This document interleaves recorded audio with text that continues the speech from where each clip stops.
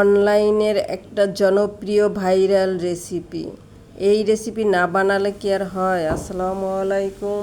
Pakistani Peshawari beef বা নামকিন গোশ যেটাই বলা হোক, এজন্য আমি নিয়েছি 2 কেজি গরুর মাংস। একটু বড় বড় টুকরা করে নিয়েছি, নলির হাড় আর চর্বিও নিলাম। যেহেতু পাকিস্তানের রেসিপি, তাই পাকিস্তানেরই কয়েকটি অথেন্টিক রেসিপি আমি দেখে নিয়েছি, সেভাবেই বানানোর চেষ্টা করেছি। তবে বাঙালি বলে কথায় একটু বাড়তি মশলা তো দিতেই হবে। মাংসগুলোকে একটা বলের ভিতরে নিয়ে 2 টেবিল চামচেরও বেশি লবণ দিয়ে পর্যাপ্ত পানি দিয়ে 1 ঘন্টার মতো ভিজিয়ে রেখে পরিষ্কার পানি দিয়ে ধুয়ে পানি ঝরিয়ে নিলাম। এখন একটা পাত্রের ভিতরে মাংসগুলোকে দিয়ে দেব।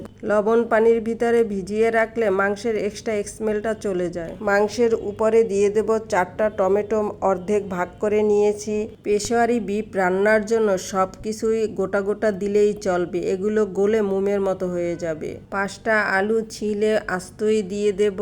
মাংসটা যেহেতু লবণ দিয়ে ভিজিয়ে রেখেছিলাম, তাই লবণের পরিমাপটা একটু বুঝে শুনে দিতে হবে। আমি অল্প পরিমাণে দিয়ে দিয়েছি। 7-8টা গোটা পেঁয়াজ দিয়ে দেব।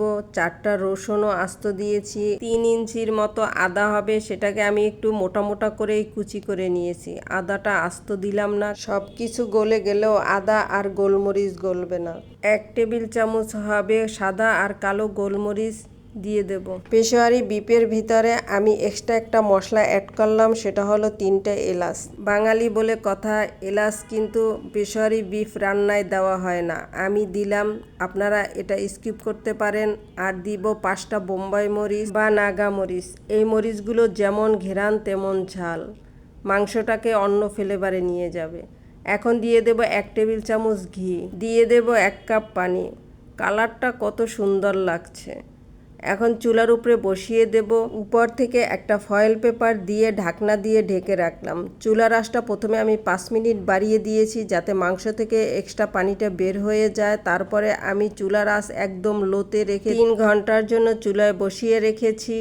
এর ভিতরে কিন্তু আমি ঢাকনাও উঠাইনি আর কোনো নাড়াচাড়াও দেইনি। 3 ঘন্টা পরে এখন চুলা অফ করে দিয়ে আমি ফয়েল পেপারটা উঠিয়ে দেখব মাংসের কি হাল হয়েছে। টমেটোগুলো একদম মোমের মতো গলে গিয়েছে, অন্যগুলোও একদম নরম হয়ে গিয়েছে। আমি টমেটোগুলোকে এখন নাড়াচাড়া দিয়ে ঝোলের সাথে মিলিয়ে দেব, তাহলে কালারটা খুবই সুন্দর আসবে। চুলা বন্ধ করে দিয়ে উপর থেকে 1 চা চামচ ঘি ছড়িয়ে দিলাম। পেশোয়ারি বিফ বা নামকিন গোশ রেসিপি রেডি। বোম্বাই মরিচ ঘির কম্বিনেশন, ঘ্রাণ একদম ভরে গিয়েছে। এখন দেখিয়ে দিচ্ছি যে মাংসগুলো, আলু কতটা সফট হয়েছে। কম আঁচে 3 ঘন্টা চুলার উপরে মাংস থাকলে এমনি নরম হয়ে যায়, দেখানোর কিছুই নাই। তারপরেও একটু দেখিয়ে দিচ্ছি যে মাংস আলু কতটা সফট হয়েছে, আর ঝোলও একদম পাতলা আছে। অনেকেই আছে মাংসগুলো আগে তেলে বা ঘিয়ের উপরে ভেজে নেয়, তারপরে যা যা লাগে উপকরণ সেগুলো দেয়। কিন্তু এভাবে যদি কাঁচা মাংসে রান্না করা হয়, তাহলে দেখা যায় যতটুকু টুকরা আপনি মাংসের দিবেন ঠিক সেভাবেই টুকরাটা থাকবে, চাপে না একটু। পেশোয়ারি বিফ ভাত পোলাওর সাথে তেমন একটা স্বাদ পাওয়া যায় না, রুটি পরোটার সাথে বেশি স্বাদ লাগে। এই রেসিপিটা যারা একদম অল্প মশলায় রান্না করে তাদের জন্য পারফেক্ট, কিন্তু আমার মতো যারা মশলাখোর তাদের তেমন একটা পছন্দের রেসিপি হবে না।